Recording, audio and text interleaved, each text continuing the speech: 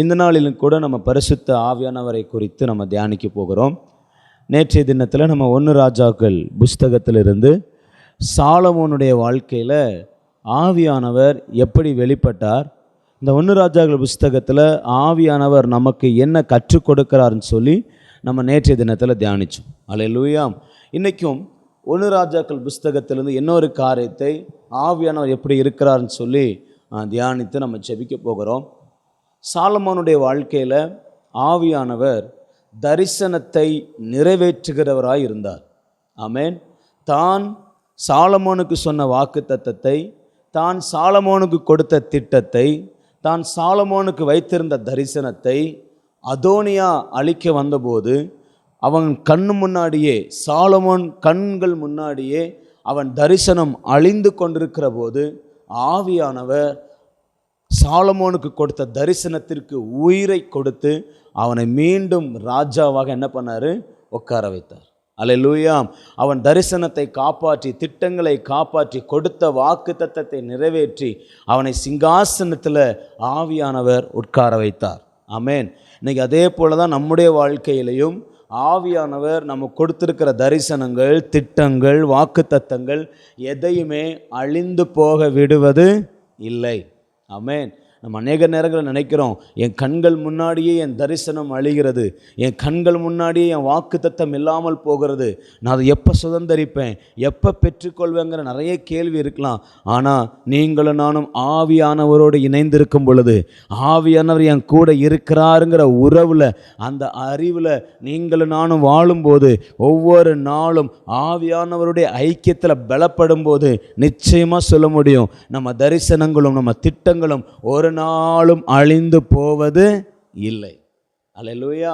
So ஆவியானவர் நம்முடைய தரிசனங்களை அழியாமல் பாதுகாக்கிறவர், அதற்கு ஜீவனை கொடுத்து நடத்துகிறவர். ஆமென். சரி, இன்னைக்கும் எலியாவின் வாழ்க்கையிலிருந்து, தீர்க்கதரிசியாகிய எலியாவின் வாழ்க்கையிலிருந்து சில காரியங்களை நம்ம கற்றுக்கொள்ள போகிறோம் ஆவியானவரை குறித்து. ஆமென். ஆக்சுவலாக நேற்றைய தினத்தில் நான் சாலமோனை மட்டும் முடிச்சு போயிடலாம் நினச்சேன். ஆனால் இந்த எலியாவுடைய வாழ்க்கையில் ஆவியானவரை குறித்து நம்ம அதிகமாய் கற்றுக்கொள்ள வேண்டியது நிறைய இருக்கிறது. அல்லேலூயா. ஸோ அதனால் இன்றைக்கு நம்ம எலியாவை குறித்து, ஆவியானவர் எப்படி செயல்பட்டாங்கிற குறித்து நம்ம என்ன பண்ண போகிறோம்? நம்ம தியானிக்க போகிறோம். சரி, ஒரு வசனத்தை நம்ம வாசிக்கலாம். யாக்கோபின் புஸ்தகம் 5ஆம் அதிகாரம் 17-18. 5ஆம் அதிகாரம் 17-18.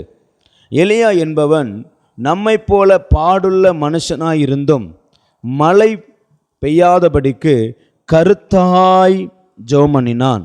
அப்பொழுது 3 வருஷமும் 6 மாதமும் பூமியின் மேல் மழை பெய்யவில்லை. மறுபடியும் ஜெபம் பண்ணினான். அப்பொழுது வானம் மழையை பொழிந்தது, பூமி தன் பலனை தந்தது. ஆமென். எலியா என்பவன் நம்மை போல பாடுள்ள மனுஷனாக இருந்தும் மழை பெய்யாதபடிக்கு கருத்தாய் ஜெபம் பண்ணினான். எலியாவை குறித்து யாக்கோபு எழுதுகிறார், அவன் நம்மை போல பாடுள்ள மனுஷன், நம்மை போல பலவீனமுள்ள மனுஷன், நம்மை போல ஒரு சோர்ந்து போகிற ஒரு மனுஷன், நம்மை போல பிரச்சனைகளும் போராட்டங்களும் நிறைந்த ஒரு மனிதன். அந்த மனிதன் கருத்தாய் ஜெபம் பண்ணினா ஆண்டவர் அவன் ஜெபத்தை என்ன பண்ணாரா?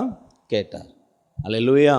நம்ம எலியாவை குறித்து, அவன் பெரிய தீர்க்கதரிசி, அவன் வல்லமை உள்ளவன், அவன் வானத்திலிருந்து அக்கினியை இறக்கினவன் அப்படிங்கிறது தான் நமக்கு தெரியும் இல்லை? ஆனால் எலியாவிற்கு இன்னொரு பக்கம் உண்டு. அவனுடைய பாடுகள், அவனுடைய பிரச்சனைகள், அவனுடைய போராட்டங்களுடைய பக்கம் ஒன்று உண்டு. அதை லைட்டாக சொல்லிட்டு கர்த்தர் அவனை எப்படி நடத்தினாருங்கிறத என்ன செய்ய போகிறோம்? கொஞ்சம் தியானிக்க போகிறோம். அல்லேலூயா. நல்ல கவனிங்க. 1 ராஜாக்களின் புஸ்தகம் எல்லாரும் எடுத்துக்கொள்வோம். 17ஆவது அதிகாரம் 17ஆம் அதிகாரம் முதல் வசனம். 1 ராஜாக்கள் 17:1. கீலேயாத்தின் குடிகளிலே திஸ்பியனாகிய எலியா ஆகாபை நோக்கி, என் வாக்கின்படியே அன்றி இந்த வருஷங்களிலே பனியும் மழையும் பெய்யாதிருக்கும் என்று இஸ்ரவேலின் தேவனாகிய கர்த்தருக்கு முன்பாக நிற்கிற நான் அவருடைய ஜீவனை கொண்டு சொல்லுகிறேன் என்றான். நல்ல கவனிங்க, எலியாவை ஆண்டவர் இங்க அறிமுகப்படுத்தும் போது கீலேயாத்தின் குடிகளிலே திஸ்பியனாகிய எலியா அப்படின்னு ஆரம்பிக்கிறது. திஸ்பியன் அப்படிங்கிறதுக்கு என்ன அர்த்தம்னா சிறைப்பட்டவன் அப்படின்னு அர்த்தம், சிறைப்பிடிக்கப்பட்டவன் அர்த்தம். திஸ்பியனாகிய எலியா அப்படின்னா சிறைப்பிடிக்கப்பட்டவனாகிய எலியா, சிறைப்பிடிக்கப்பட்ட எலியா அப்படின்னு அர்த்தம். எலியா எதில் சிறைப்பிடிக்கப்பட்டவன்? நல்லா கவனிங்க, அன்றைய நாட்களில் 2 விதமான சிறைப்பிடிப்பு இருந்தது. ஒன்று, அந்நிய தேசத்திலிருந்து ஒரு தேசத்துக்கு வந்து அந்த தேசத்தோடு யுத்தம் பண்ணி அந்த ஜனங்களை எல்லாம் சிறைப்பிடித்து தங்களுடைய தேசத்துக்கு என்ன பண்ணிடுவாங்க, அடிமையாக கொண்டு போய் சிறைப்படுத்துவாங்க. இது முதல் சிறையிருப்பு. இன்னொரு சிறையிருப்பு என்னன்னா, சொந்த தேசத்திலேயே சொந்த குடும்பத்திலேயே அவன் சிறையிருக்கில் இருக்க வேண்டிய அனுபவம். கேட்கலாம், அது எப்படி பதில் சொந்த தேசத்தில் சிறையிருப்பில் இருக்கிறது அப்படின்னா, நீங்கள் புதிய ஏற்பாட்டில் இயேசுவானவர் ஒரு உவமையை சொல்லுவார். ஒரு மனுஷனுக்கு ஒருத்தன் கடன் பட்டிருந்தான். அவன் கடனை அவர் என்ன பண்ணிட்டாருன்னா மன்னிச்சிட்டார். ஆனால் அவன் மற்றவங்களுக்கு என்ன செய்யலை, மன்னிக்கலை. ஸோ உடனே அவர் கூப்பிட்டு வச்சுட்டு, நான் உனக்கு மன்னிச்சது போல் நீ என்ன செய்யலை, மற்றவனுக்கு மன்னிக்கலை, ஸோ நீ என் கடனை அடைக்கிறது வரைக்கும் நீ எங்கே இருக்கணும், சிறையில் இருன்னு சொல்லி அவனை சிறையிருப்புக்குள்ளே ஒப்பு கொடுத்தான். சொந்த தேசத்தில் ஒரு மனுஷன் சிறையிருப்புக்குள்ளே போகிறான் என்பது எதனாலனா, கடன் என்கிற ஒரு காரியத்தினால. ஒரு மனிதனிடத்தில் அவன் பணம் வாங்கிட்டு அந்த காசை திரும்ப அடைப்பதற்கு அவனுக்கு திராணி இல்லைன்னா, அந்த குறிப்பிட்ட காலத்திற்குள்ள அவன் திரும்ப அந்த பணத்தை அடைக்கலைன்னா, அவன் அந்த மனிதனுக்கு என்ன இருப்பானா, சிறை பிடிக்கப்பட்டிருப்பான். அதனால தான் நம்ம வேதத்தில் வாசிக்கிறோம், கடன் வாங்கினவன் கடன் கொடுத்தவனுக்கு அடிமை.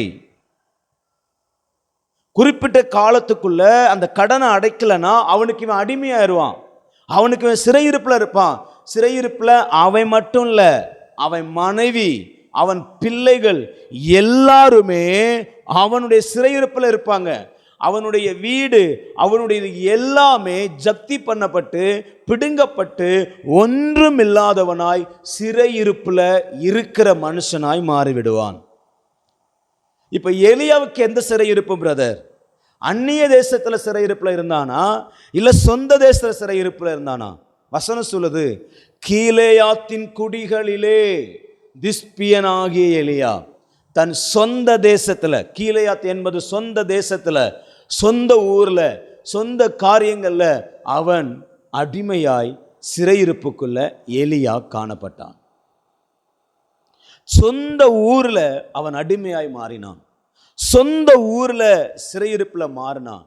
கொடுக்க பணம் இல்லை, சம்பாதிக்க முடியல, காசு இல்லை, கடன், அந்த கடனை வாங்கி அடைக்க முடியாம இப்பொழுது எலியா சிறைப்பட்டவனாய் தன் சொந்த தேசத்திலேயே அடிமையாய் சிறைக்குள்ள ஒப்பு கொடுக்கப்பட்டவனாய் இருக்கிறான். ஆமென். அவனுடைய அடையாளமே என்னன்னா, திஸ்பியனாகிய எலியா. என்ன எலியா? திஸ்பியனாக எலியா. எவ்வளவு நாட்கள் அவன் சிறையிருப்பில் இருந்தான்னு தெரியாது. அவனும் அவன் குடும்பமும் அந்த கடனை அடைக்கிறது வரைக்கும் எங்கே தான் இருந்திருக்கணும், சிறையிருப்பில் இருந்திருக்கணும். ஆமேன்.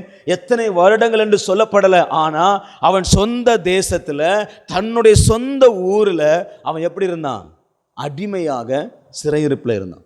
யோசித்து பாருங்க, ஒரு மனுஷன் எங்கே வேணாலும் அடிமையாக இருக்கலாம், ஆனால் சொந்த ஊரில் அடிமையாக இருக்க முடியாது.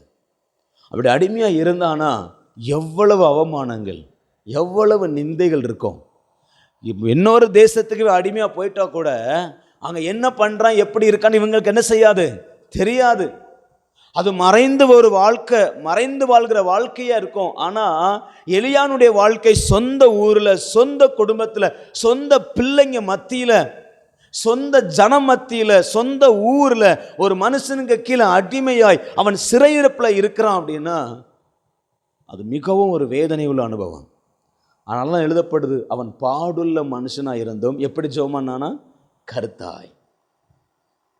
இப்படிப்பட்ட பாடுகள் மத்தியில், இப்படிப்பட்ட சிறையிருப்புகளின் மத்தியில் எலியா கர்த்தாய் ஜெபம் பண்ணினான். அவன் கர்த்தா ஜெபம் பண்ணா, அதனால தான் வானத்திலிருந்து மழை என்ன செய்யலை, பெய்யலன்றார். இங்கே வசனம் சொல்லுது, அவன் திஸ்பியனாக இருந்தான், வானத்தில் மழை என்ன பண்ணான், ஸ்டாப் பண்ணி வச்சான். ஆமென். அப்போ எலியா தன்னுடைய வாழ்க்கையில் எல்லாவற்றையும் இழந்தவனாய், எல்லா குடும்பத்தை எதற்காக இழந்தான், கடன். சொந்த ஊரில் எதற்காக சிறையிருப்பில் இருப்பாங்க, கடன். ஆமென். இதனுடைய பின்னணி பேக்ரவுண்டு. சொந்த ஊரில் அடிமையாக இருக்கணும்னா ஒரு ரீசன் தான், என்னது, பணம் கொடுக்க முடியாத ஒரே காரணம்தான். இப்போ எலியா சொந்த தேசத்தில் பாடுகள் அனுபவிக்கிறான், சொந்த ஊரில் சிறையிருப்பில் இருக்கிறான், சொந்த ஜனங்கள் மத்தியில் அடிமையாக இருக்கிறான். மிகுந்த வேதனையுள்ள அனுபவம். சாப்பாட்டுக்கு வழி இல்லாமல், கடன் வாங்கினதுனால, பணம் இல்லாததுனால, தேவைகள் சந்திக்கப்படாததுனால, குறைவுள்ள மனுஷனாக இருந்ததுனால அவன் சிறைப்பட்டு போனான். ஆமென். இப்படிப்பட்ட மனுஷனுடைய வாழ்க்கையில் தான் ஆவியானவர் கிரியை செய்ய ஆரம்பித்தார். அல்லேலூயா. இப்படிப்பட்ட மனுஷனுடைய வாழ்க்கையில் தான் ஆவியானவர் வெளிப்பட ஆரம்பித்தார். இன்றைக்கி சொல்கிறேன், உங்கள் குறைவுகளில் ஆவியானவர் நிறைவுகளை கட்டளையிட போகிறார். எத்தனை பேர் ஆமென் சொல்கிறீங்க? அல்லேலூயா. உங்கள் குறைவுகளில் ஆவியானவர் அவருடைய நிறைவை என்ன பண்ண போகிறாராம், கட்டளையிட போகிறார். இனி நீங்களும் நானும் குறைவுள்ளவர்களாய் இருக்க போவது இல்லை. இனி நீங்களும் நானும் குறைவுள்ளவர்களாய் அடிமைப்பட போவது இல்லை. இனி நீங்களும் நானும் கடன் வாங்க வேண்டிய அவசியம் இல்லை, பண பற்றாக்குறை வர வேண்டிய அவசியம் இல்லை. ஏன்னா ஆவியானவரே நம்மை நடத்த போகிறார். எத்தனை பேர் விசுவாசிக்கிறீங்க? அல்லேலூயா. இப்படி கடனுக்காக பணத்தை செலுத்த முடியாமல், வாங்கின கடனை அடைக்க முடியாமல் சிறைப்பட்டு போன, சிறைப்பிடிக்கப்பட்ட, அடிமையாகப்பட்ட அந்த எலியாவுக்கு வாழ்க்கையில் எப்படிப்பட்ட காரியத்தை செய்தார் அப்படிங்கிறத கொஞ்சம் இப்போ பார்க்க போகிறோம். அல்லேலூயா. ஒரு வசனத்தை நீங்கள் வாசித்து பார்த்தீங்கன்னா, 1 ராஜாக்கள் 18ஆம் அதிகாரம் 12ஆம் வசனத்தில், நான் உம்மை விட்டு போன உடனே ஒருவேளை கர்த்தருடைய ஆவியானவர் உம்மை எடுத்து நான் அறியாத இடத்துக்கு ஒன்று என்ன செய்வார், கொண்டு போவார் என்று ஒருவன் சொல்றான். ஆமென். அப்பொழுது நான் ஆகாபிடத்திற்கு போய் அறிவித்த பின்பு அவன் உம்மை காணாவிட்டால் என்னை கொன்று போடுவானே. உமது அடியானாகிய நான் சிறு வயது முதல் கர்த்தருக்கு பயந்து நடக்கிறவன். அல்லேலூயா. ஒபதியா எலியாவை பார்த்து சொல்றான், இங்க பாருங்க, உங்களை குறித்து எனக்கு நல்லாவே தெரியும். நீங்கள் இப்போ என்னை போய் ராஜார்த்த சொல்லுன்னு சொல்கிறீங்க. நான் போய் சொன்னேன்னா ஆவியானவர் உங்களை எப்படி நடத்துவார்னு எனக்கு தெரியாது, எங்கே கொண்டு போவார்னே தெரியாது. அதனால் என் மரணம், என்னை ராஜா கொன்று போடுவான், நானோ கர்த்தருக்கு பயந்து நடக்கிற மனுஷன் சொல்லிட்டு எலியா இடத்துல சொல்கிறான். ஏதை சொல்கிறான்னா, நல்லா கவனிங்க. இதுவரைக்கும் எலியாவினுடைய அடையாளம் என்ன அப்படின்னா திஸ்பியன்.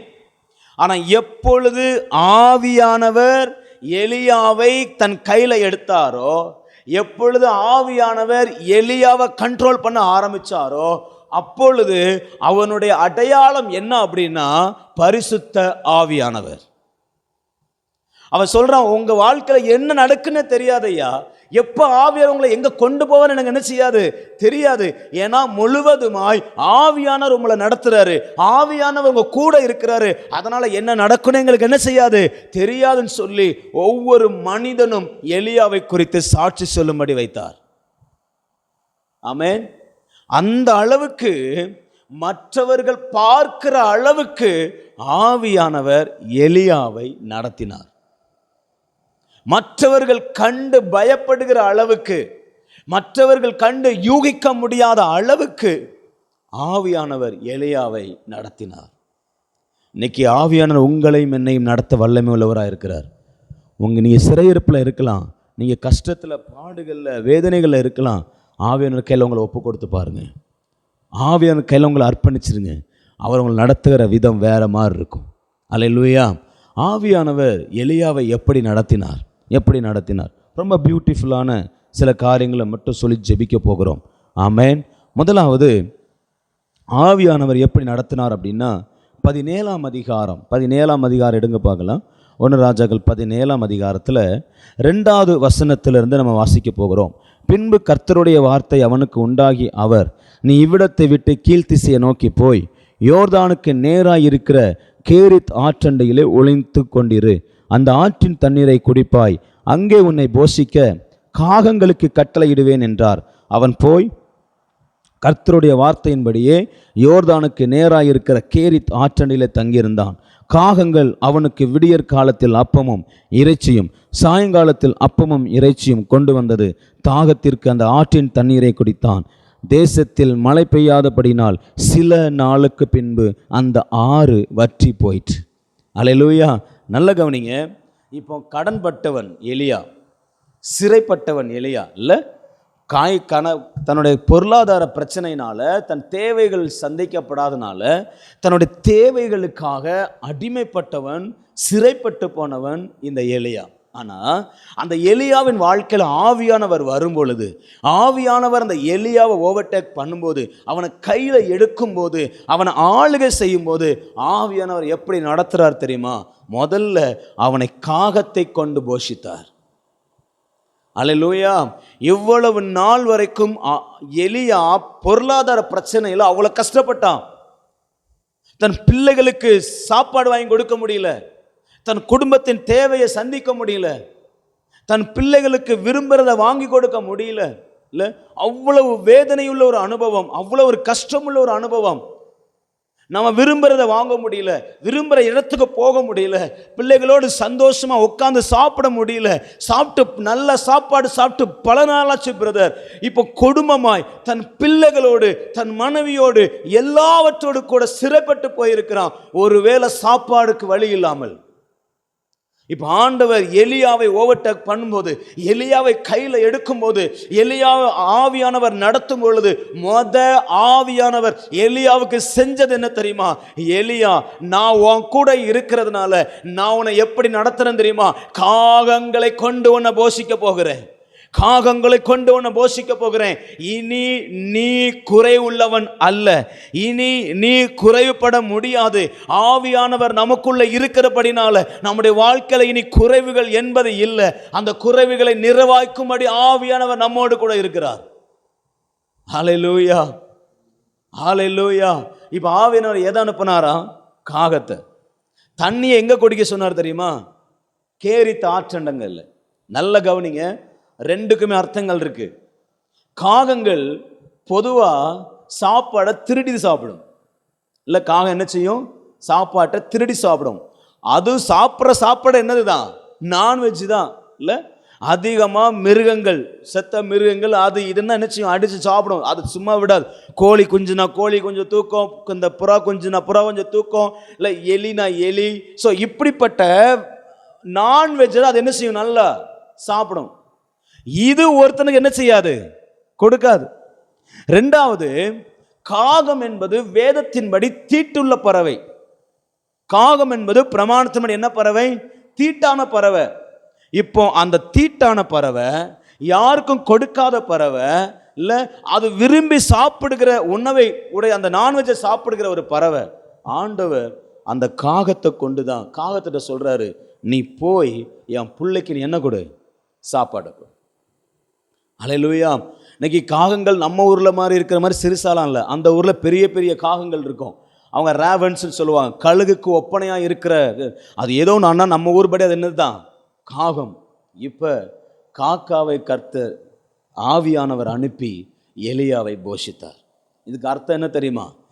எவனிடத்திலிருந்து வராதோ அவனிடத்திலிருந்து உனக்கு ஆசீர்வாதம் வரும். யாரிடத்திலிருந்து உனக்கு வராதுன்னு நினைக்கிறியோ அவனிடத்திலிருந்து தான் உனக்கு என்ன செய்யும்? ஆசீர்வாதமே வரும். அவன் தீட்டுள்ளவனாக இருக்கலாம், அதாவது புறஜாதியானா இருக்கலாம், உன் ஆசீர்வாதத்தை எடுக்கிறவனா இருக்கலாம். இன்னும் சொல்ல போனால் எலியா உன்னை சிறைப்பிடிச்சான் பாரு, உன்னை அடிமைப்படுத்தினான் பாரு, உன்கிட்ட காசை வாங்குறதுக்காக உன்னை அடிமைப்படுத்தி உன்னை ஒடுக்கினான் பாரு. அவனிடத்திலிருந்தே உன் ஆசீர்வாதம் என்ன பண்ண போகிறேன்? கொண்டு வர போகிறேன். அவன் உன்னை போஷிக்க போகிறான், அவன் உன்னை வழி நடத்த போகிறான். அவனிடத்திலிருந்து தான் அப்பம் என்ன செய்ய போகுது? உனக்கு வரப்போகுது. உனக்கு தேவையான சாப்பாடை நான் வெளியே வைக்கல, காகத்துக்கிட்ட வச்சிருக்கிறேன். ஆமென்.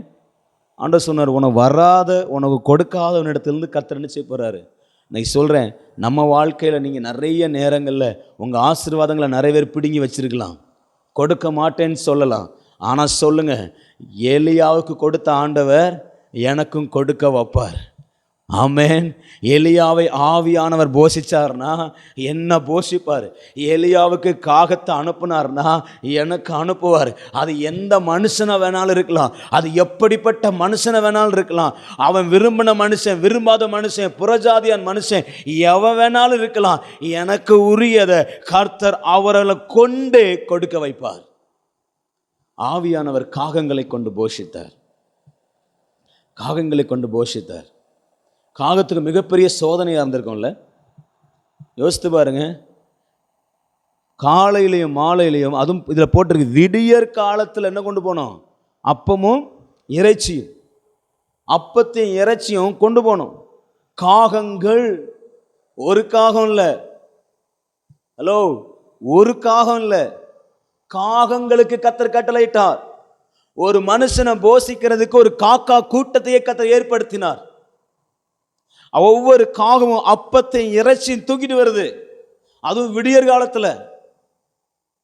விடியற் காலத்தில் எழும்பி காகங்கள், அதுக்கு வர சோதனையை பாருங்க. காலங்காத்தால எழும்பி அது விரும்புகிற சாப்பாடை அது தூக்கிட்டு ஒரு வாய் கூட வைக்காம யாருக்கு கொண்டு கொடுக்கணும்? இப்போ நான் யோசித்து பார்த்தேன், நிறைய காகங்கள் இருக்கு.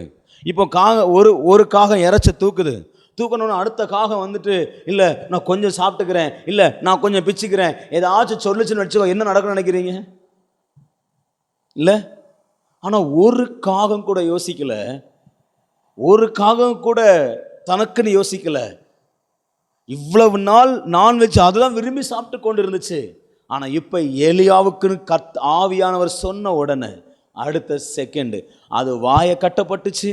அதோட எண்ணங்கள் மாறிடுச்சு. நம்ம யாருக்கு கொடுக்கணும்? எலியாவுக்கு கொடுக்கணும்னு சொல்லி நேரம் தவறாம, வசனம் சொல்லுது, விடியற் காலத்தில் அவன் முழிக்கிறதுக்கு முன்னாடியே அவன் முன்னாடி என்ன இருக்கும் தெரியுமா? அப்பமும் இறைச்சியும் இருக்கும். அல்லேலூயா. நேரம் தவறாம அதின் காலத்தில் கர்த்தர் காகங்களை கொண்டு போஷித்தார். காகங்கள் கர்த்தருடைய வார்த்தைக்கு கீழ்ப்படிஞ்சது. அது லேட் பண்ணல. ஆவியானுடைய வார்த்தைக்கு ஒபே பண்ணி சரியான காலத்தில் சரியான நேரத்தில் அப்பத்தையும் இறைச்சியும் கொண்டு போய் கொடுத்து எலியாவை போஷித்தது. இன்னைக்கு ஆவியானவர் நம்மோடு இருக்கிறார். நமக்காக காக்கா கூட்டத்தையே கர்த்தர் ஏற்படுத்த போகிறார். விசுவாசிக்கிறவங்க நல்ல ஆமேன்னு சொல்லுங்க பார்க்கலாம். ஹல்லேலூயா. அன்றைக்கு மட்டும் செய்கிறவர் இல்லைங்க. இந்த வேதத்தை வாசிக்கும் போது நம்ம யோசிக்கிறோம், அன்னைக்கு செஞ்சாரு பிரதர், இன்னைக்கு செய்வார்னா, அன்னைக்கு இருந்த ஆவியானவரை விட இன்னைக்கு இருக்கிற ஆவியானவர் இன்னைக்கு முழு மூச்சா நமக்குள்ள வாழுகிறார். முழு பலத்தோட நமக்குள்ள இருக்கிறார். நிச்சயமா செய்வார். காகங்களை அனுப்பி உங்களை போஷிக்க வல்லமை உள்ளவராய் இருக்கிறார். இனி நீ தேவைக்காக சிறைப்பட்டு போவது இல்லை. ஹல்லேலூயா, ஹல்லேலூயா, ஷபல கதலபா.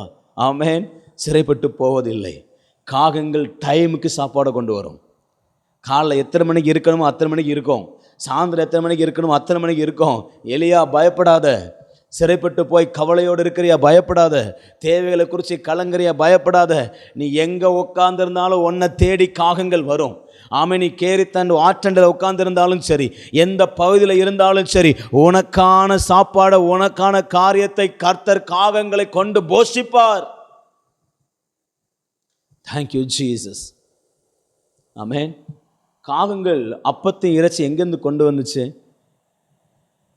தெரியாது, வேதத்தில் சொல்லப்படலை. ஆமென்.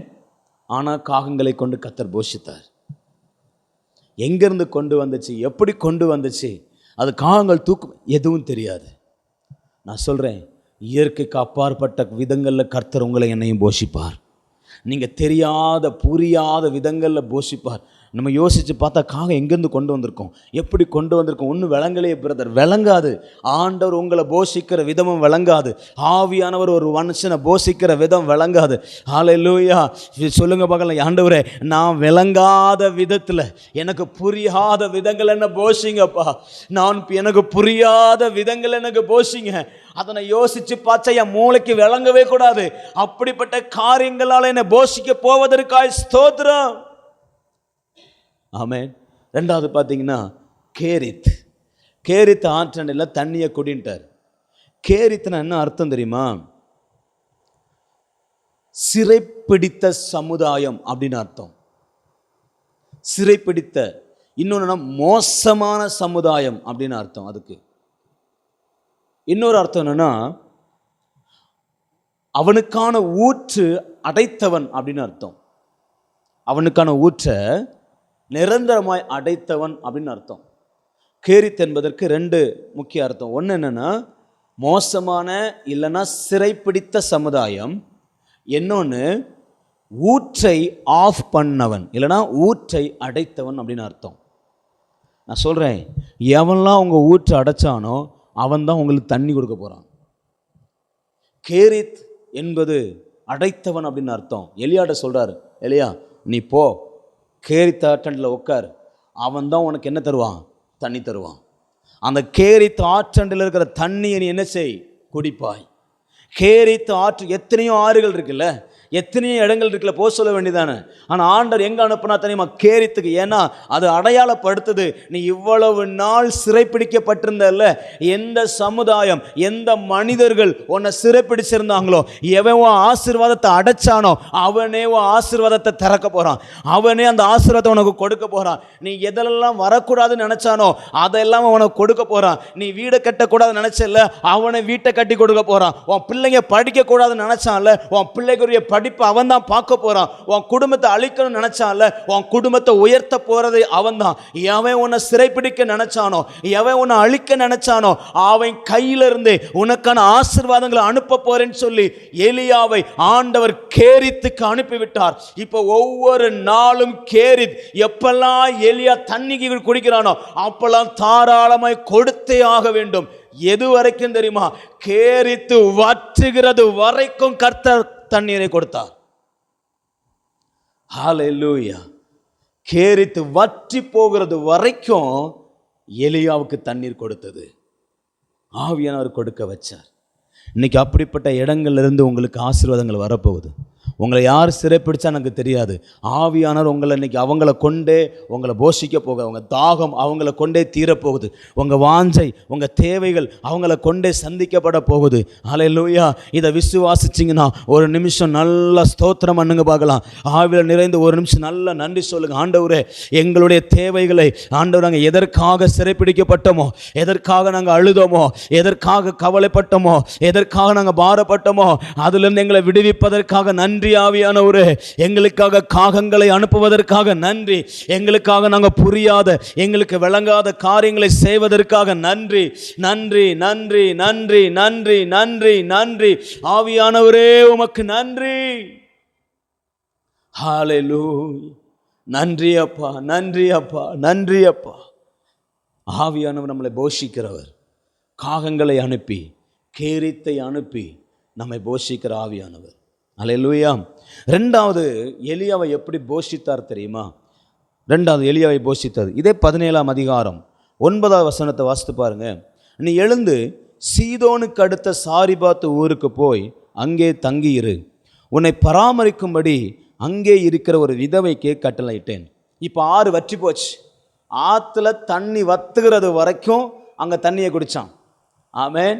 அங்கே இருக்கிற வரைக்கும் காகங்களை கொண்டு கர்த்தர் போஷிச்சார். இப்போ ஆண்டு ஒரு படி மேலே, என் பிள்ளைய இன்னும் ஒரு படி மேலே போய் நான் பிளஸ் பண்ண போகிறேன், இன்னும் ஒரு படி மேலே போய் அவனை ஆஸ்வதிக்க போகிறேன்னு சொல்லிட்டு ஆவியானவர் திருமணம் பண்ணுறார்.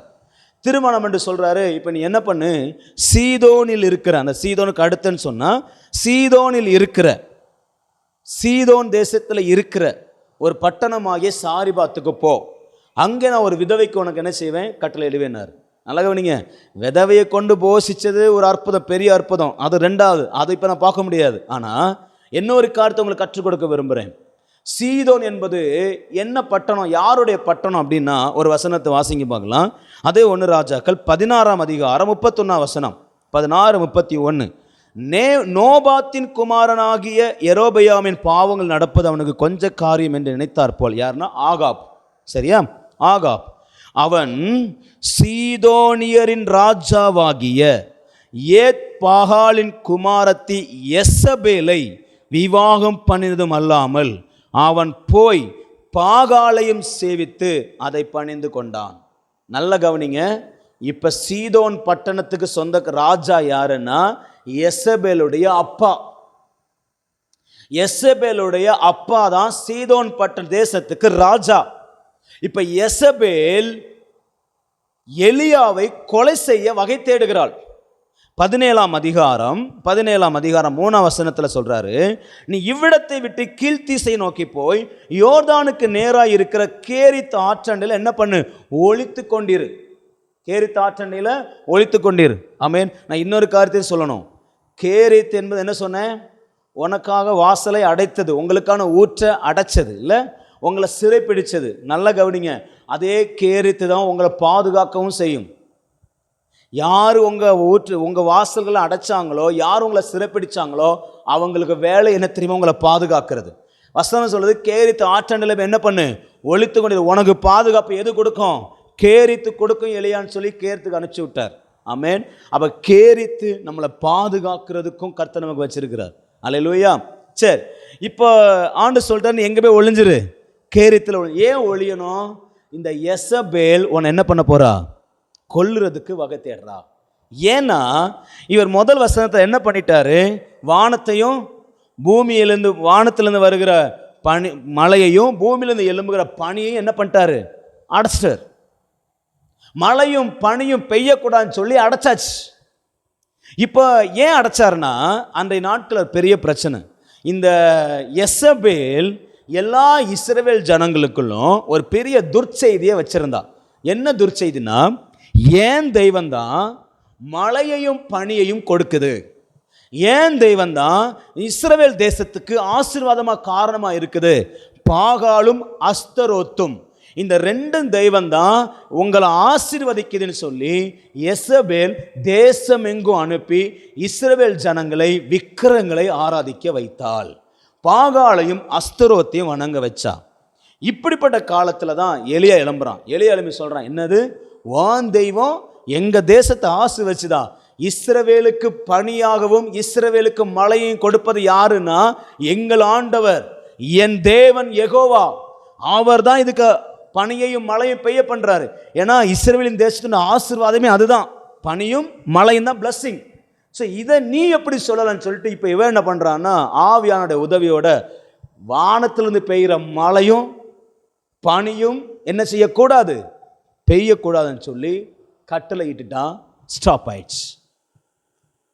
இது யாருக்கு தெரிய வருது, யெசபேலுக்கு தெரிய வருது. உடனே இவன் என் தெய்வத்துக்கு விரோதமெல்லாம் எழும்பிட்டான்னு சொல்லி இப்போ எலியாவை கொலை செய்ய தேடுறான். இப்போ எலியாவை ஆண்டவர் சொல்கிறார், இப்போ ஒளிஞ்சு இருக்கிறான் கேரி தண்டையில், ஒளிஞ்சிருந்து கொஞ்ச நாட்கள் முடிஞ்சாச்சு. முடிஞ்சு இப்போ ஆண்டவர் சொல்கிறேன்னு எங்கே போ, சீதோன் பட்டணத்துக்கு போ. ஆண்டவரே, சீதோனிய பட்டணம் யாருடைய பட்டணம், யெசபேலுடைய பட்டணம். அவன் அப்பா அங்கே ஆளுக சேர்ந்துட்டு இருக்கிறான். நான் உள்ளே போனாலே கண்டுபிடிச்சிருவாங்க, இவன் தான் அந்த எலியான்னு சொல்லி. என் தோற்றமும் அப்படிதான் இருக்கு, என் ஆடையும் அப்படிதான் இருக்கு, நான் ஈஸியா கண்டுபிடிக்கப்படுகிற ஆளு, என்னை கொன்று போடுவாங்க. ஒரு பயம்.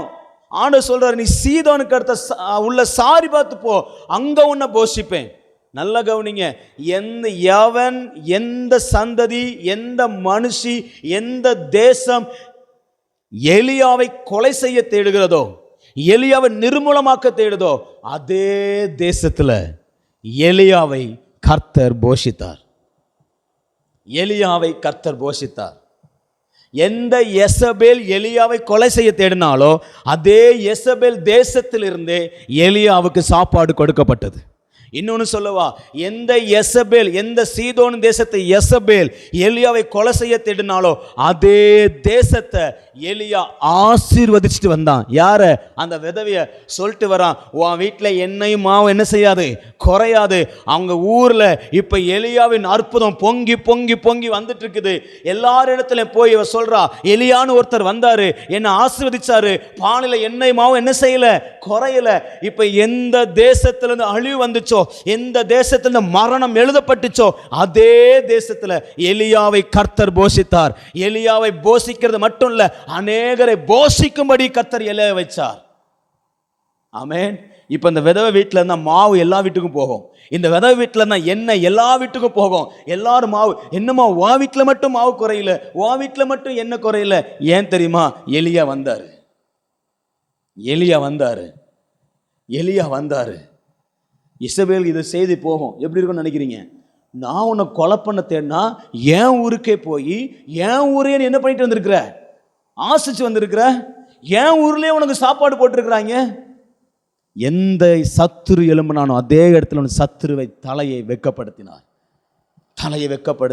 நான் சொல்றேன், ஆண்டவனை உங்க சத்துருக்களை எப்படி வெட்கப்படுத்த போறார் தெரியுமா? உங்களை போஷித்து உங்களை போஷிக்க செய்து உங்களை ஆசீர்வதிச்சு உங்க தேவையை சந்திச்சு உங்களுக்கு சாப்பாடு போட்டு சத்துருக்களை அவமானப்படுத்த போகிறார். ஹல்லேலூயா. எசபேல்கள் எத்தனை பேர் எழும்பினாலும் பயம் இல்லை, என் கூட ஆவியானவர் இருக்கிறாரு. அந்த ஒபதியா சொல்றான், ஆவியானவர் உன் கூட இருக்கிறார் ஐயா, அவர் உன்னை எப்படி நடத்துவார்னு எங்களுக்கு என்ன செய்யாது, தெரியாது. அப்படிப்பட்ட ஆவியானவர் இன்னைக்கு நம்மோடு கூட இருக்கிறார். எத்தனை எசபேல் வந்தாலும் பயம் இல்லை. எசபேல் நமக்கு விரோதமாக எழும்பினா அவளுக்கு தான் அவமானம். ஏன் தெரியுமா? அவ தேசத்திலேயே போய் அவ ஊருக்கே போய் அங்க இருக்கிற எல்லாரையும் வெட்கப்படுத்தும்படி கர்த்தர் எலியாவை பயன்படுத்தினார். ஓ, ஆவியானவர் எலியாவை பயன்படுத்தினார். இன்னைக்கு அதே ஆவியானவர் நம்மோடு கூட இருக்கிறார். ராபா ஷாக்கா லாபா, நல்ல ஸ்தோத்திரம் பண்ணுங்க பார்க்கலாம். என்னோடு கூட இருக்கிற ஆவியானவரே உமக்கு நன்றி. எங்க தேவைகளை சந்திக்கிறவரே நன்றி. சத்துருக்களுக்கு முன்பாக எனக்கு ஒரு பந்தி ஆயத்தப்படுத்தி என் தலையை நிமிர பண்ணுகிறவரே நன்றி. எலியாவுக்காக சீதோன் பட்டணத்தில் ஒரு பந்தியை கர்த்தர் ஆயத்தப்படுத்தினீர் ஆண்டவரே. எந்த தேசத்திலிருந்து அழிவு வந்துச்சோ அதே தேசத்தில் கர்த்தர் பந்தியை வைத்தீர். எந்த ஸ்திரீயானவள் எலியாவுக்கு விரோதமாக எழும்பினாலோ அவளுடைய பட்டணத்திலேயே எலியாவுக்காக ஒரு பந்தியை வைத்திருந்தீர். ஓ, நன்றி நன்றி நன்றி. ஹல்லேலூயா. ஆவியானவரே உமக்கு நன்றி, ஆவியானவரே உமக்கு நன்றி. இந்த எலியா யாரு? பாடுள்ள மனுஷன். என்ன பாடுள்ள மனுஷன்? பணம் இல்லாம சிறைப்பட்டு போனவன், தேவைக்காக கதறினவன். ஆண்டவனை எப்படி நடத்துறாரு பாருங்க.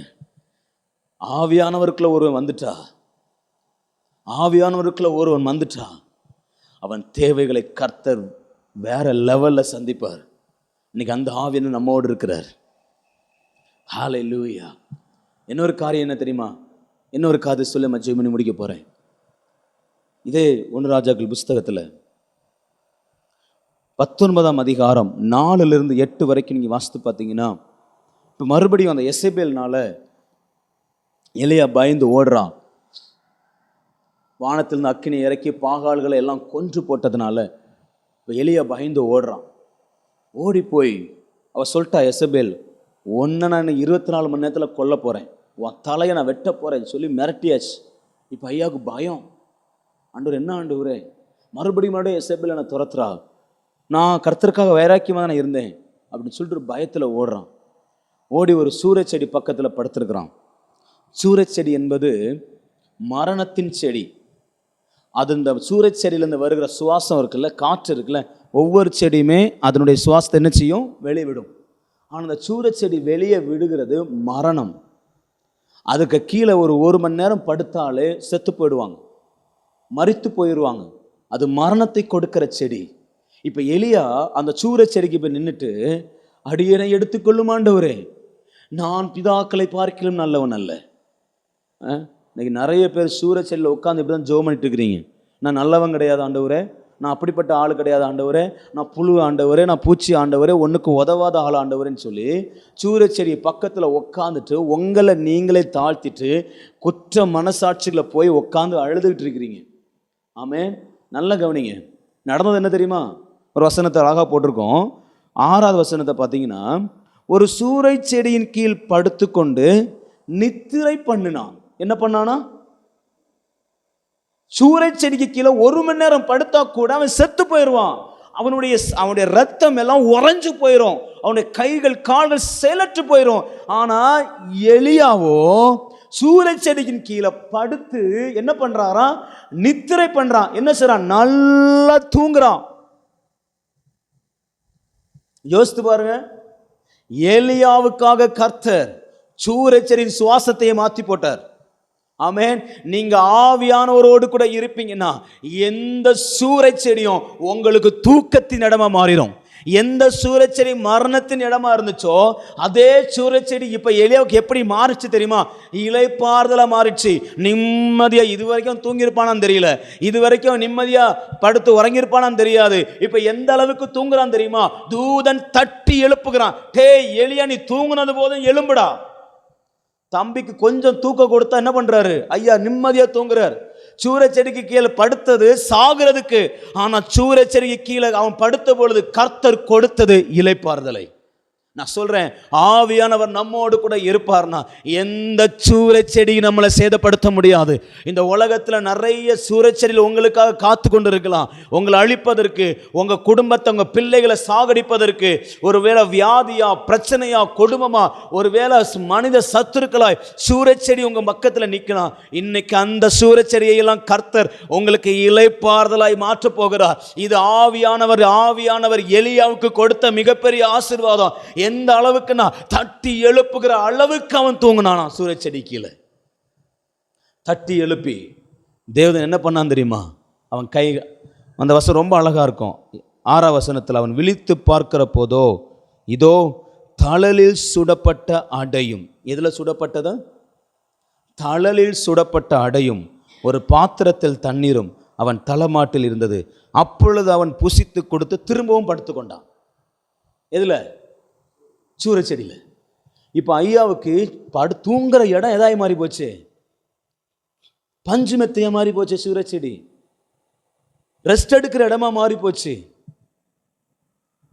மரணத்தின் செடி. ஆகார் தன் பிள்ளைய வனாந்திரத்தில் ஒரு செடியின் கீழே விட்டுட்டு, என் பிள்ளை சாகிறத பார்க்க மாட்டேன்னு போய் நின்னா சூரச்செடிக்கு கீழே. சூரச்செடிக்கு கீழே பிள்ளைய போட்டுட்டு என் பிள்ளை சாகிறத என்னால் என்ன பண்ண முடியாது, பார்க்க முடியாதுன்னு போயிட்டா. அதே மாதிரி தான் எலியான் படுத்துட்டு ஜீவனை எடுத்துக்கொள்ளும் ஆண்டவரே போதும்னா. இப்போ அவனுக்கு தெரிஞ்சு போச்சு, இது தூங்குறதுக்கு நல்ல பிளேஸ், நல்லா தூங்குவோம். எதுக்கு கீழே? சூரச்செடிக்கு கீழே. இன்னைக்கு ஆவியானவர் சூரச்செடியின் அனுபவங்களை எல்லாம் மாற்ற விரும்புகிறார். ஒருவேளை உங்களை முள்ளாய் குத்தி கொண்டிருக்கிறது எல்லாம் இளைப்பாறுதலாய் மாறும். ஆவியானவர் மாற்றுவார். அதே இடத்துல யாரை கொண்டு போச்சார் தெரியுமா? தேவ தூதனை கொண்டு. தழலினால சுடப்பட்ட அப்பம். It's special.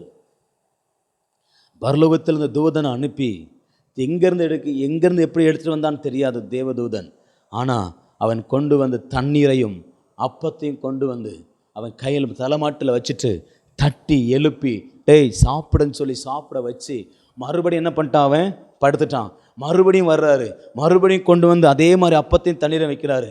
மறுபடியும் எடுக்கிறான். மறுபடியும் அவன் என்ன செய்யறான் தெரியுமா? தூங்க போகிறான். தூங்கும்போது மறுபடியும் அவர் என்ன பண்ணுறான்? எங்க பாரு, இனி நீ தூங்கப்படாது, நீ போக வேண்டிய தூரம் கொஞ்ச நேரம். சூரச்செடியின் அனுபவத்தில் தூங்க விட்டா நீ என்ன பண்ணிடுவ?